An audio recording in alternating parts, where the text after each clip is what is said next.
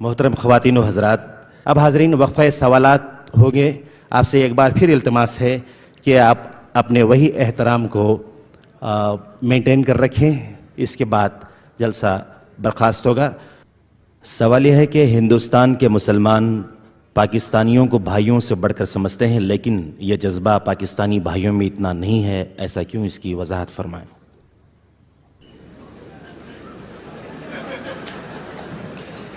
میں پورے پاکستانیوں کی یہاں پر نمائندگی نہیں کر رہا، اپنی بات کر رہا ہوں۔ سوال یہ ہے کہ is it permissible for aged parents to stay with their married sons? Permissible ضروری ہے، اپنے والدین کو اپنے پاس رکھنا، ان کی خدمت کرنا، ان کی دلجوئی کرنا۔ دیکھیے میں آپ کو بتا دوں، صرف دو چیزیں ایسی ہیں کہ جن کو دیکھنا بھی عبادت ہے۔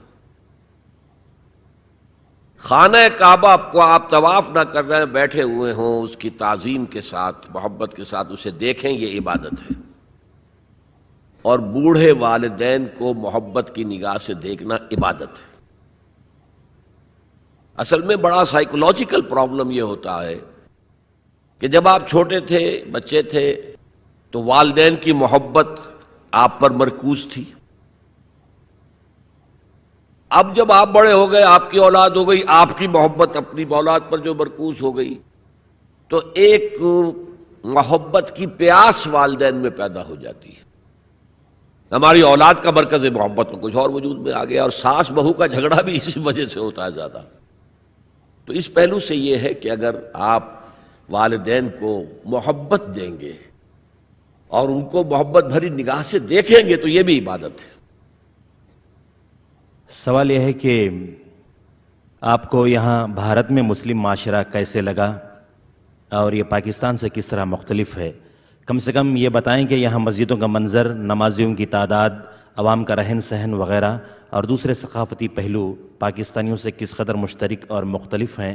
براہ کرم تفصیل سے روشنی ڈالیے۔ مجھے آپ پاکستان واپس جانے دینا چاہتے ہیں یا نہیں؟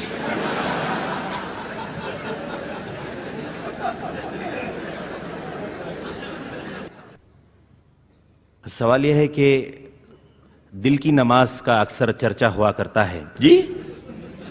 سوال یہ ہے کہ اکثر دل کی نماز کا چرچا ہوا کرتا ہے، یہ دل کی نماز کا مسئلہ کیا ہے؟ کیا یہ سچ ہے؟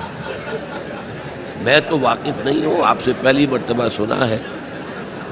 یہ میں جانتا ہوں کہ نماز دل کے ساتھ پڑھنی چاہیے، دلی آمادگی کے ساتھ پڑھنی چاہیے، لیکن دل کی نماز کیا ہے یہ میرے علم میں نہیں۔ ایک اور سوال ہے کہ ہم غیر مسلم کے سامنے یہ کیسے بیان کر سکتے ہیں وضاحت کے ساتھ کہ حضور اکرم صلی اللہ علیہ وسلم نے کئی شادیاں کی تھیں، کبھی یہ بھی کہا جاتا ہے کہ 11 ان کی بیویاں تھیں، کس طرح ہم اس کی وضاحت ان کو کر سکتے ہیں؟ کیسے اس کا ہم ان کو جواب دے سکتے ہیں؟ جواب دیجئے کہ راجہ دسرتھ کی کتنی تھیں، حضرت داؤد علیہ السلام کی کتنی تھیں؟ یہ ہر دور کی بات ہے۔ پولی گیمی جو ہے دنیا میں ہمیشہ رہی ہے، ہمیشہ رہی ہے، اور خاص طور پر قدیم زمانے میں جو سردار ہوتے تھے وہ اس لیے بھی شادیاں کیا کرتے تھے زیادہ کہ مختلف قبیلوں سے ان کے رشتے قائم ہو جائیں، تو اس سے یہ کہ سیاسی مصلحت بھی حاصل ہوتی تھی۔ پھر حضور یہ بھی چاہتے تھے کہ عورتوں کے بارے میں میری تعلیمات زیادہ سے زیادہ خواتین آگے پہنچا سکیں میرے بعد۔ جیسا کہ میں نے کہا کہ عورتوں کے لیے تو اسوہ صرف ازواج مطہرات ہیں، اور شوہر اور بیوی کے جو بہت ہی یوں سمجھیے کہ انٹیمیٹ ریلیشنز ہوتے ہیں، وہ بھی ایک ضرورت ہے انسان کی کہ معلوم ہو شوہر جو ہے، شوہر بیوی روزے کی حالت میں کس حد تک جا سکتے ہیں، یہ معلوم ہونا چاہیے۔ کس سے آگے بڑھیں گے تو روزہ ٹوٹ جائے گا اور کفارہ دینا پڑے گا 60 روزے، تو ہوش ٹھکانے آ جائیں گے۔ لہذا یہ تو ساری چیزیں، جیسے کہ بعض صحابہ نے آ کر عرض کیا حضور سے کہ حضور یہ یہودی ہمارا بڑا مذاق اڑاتے ہیں کہ تمہارا نبی تمہیں بڑی چھوٹی چھوٹی باتوں کی تعلیم دیتا ہے۔ آپ نے فرمایا ان سے کہو ہاں، ہمیں تو ہمارے نبی نے طہارت کرنی بھی سکھائی ہے، وہ بھی زندگی کا ایک حصہ ہے، جسم پاک ہوگا تو عبادت ہوگی۔ لہٰذا یہ ساری چیزیں جو ہے وہ اس کے لیے بھی ضرورت تھی۔ خاص طور پر حضرت عائشہ کے ساتھ اس کے ینگ ایج میں شادی کی سب سے بڑی زرز و غائب، کیونکہ انہیں اتنا عرصہ ملا پھر بعد میں، اور وہ معلمہ امت بن گئیں، اور وہ جو فقہائے صحابہ ٹاپ کے ہیں ان میں ان کا شمار ہے۔ اس اعتبار سے عبداللہ ابن مسعود ہیں، حضرت عمر ہیں، حضرت علی ہیں، یہ ہے فقہائے صحابہ، اور ان میں ہی حضرت عائشہ صدیقہ رضی اللہ تعالی عنہ کا نام بھی ہے۔ پوچھا گیا ہے کہ ladies are forbidden to see غیر محرم but we are seeing you while you are preaching, can it be permissible? آپ نگاہیں نیچی رکھیں۔ سوال یہ ہے کہ آپ نے اخبارات کو یہ بیان دیا ہے کہ کشمیر سے متعلق آپ نے جو کہا ہے اس کی وضاحت کریں، جبکہ بقول مودودی کشمیر کے ساتھ میرا تعلق وہی ہے جو میرے اپنے جسم کے کسی حصے کا تعلق میرے ساتھ ہے، ماخوذ مومن صادق کی پہچان جہاد۔ لیکن شاید آپ کے معلوم ہوگا کہ 1948 کے جہاد کشمیر کو مولانا نے جہاد نہیں مانا تھا، اور اس پر ان کے خلاف بڑا طوفان اٹھا تھا، اور انڈین ریڈیو نے بہت زیادہ ایکسپلائٹ کیا تھا ان کے اس بیان کو۔ تو میں نے بھی اصل میں جو کہا وہ ہے کہ جہاد فی سبیل اللہ نہیں مانتا۔ اصل میں معاملہ کیا ہے؟ ایک جہاد ہے فی سبیل الحریت، آزادی کے حصول کے لیے، سیلف ڈٹرمنیشن کے حصول کے لیے جہاد، اور اس میں بھی میں بہتر یہ سمجھتا ہوں کہ اگر کشمیری اس کا جہاد کرنا چاہیں تو پیسفل ذرائع سے کریں۔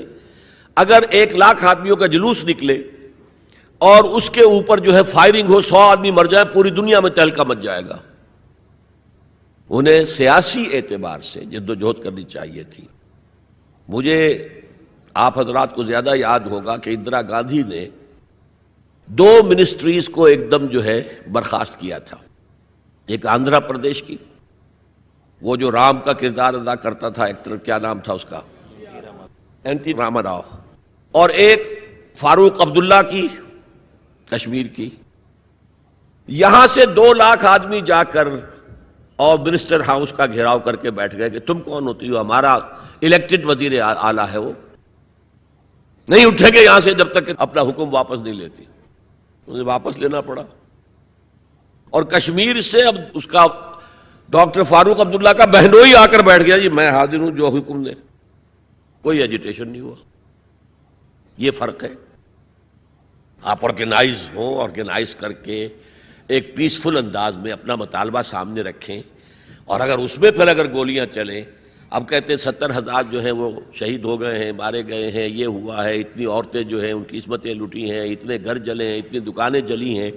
اگر پیسفل طریقے سے اس کا 10واں حصہ بھی قربانی دیتے تو اپنا مقصد حاصل کر سکتے تھے۔ یہ پروگرام اختتام کو پہنچے گا۔ بہت بہت شکریہ۔ أريد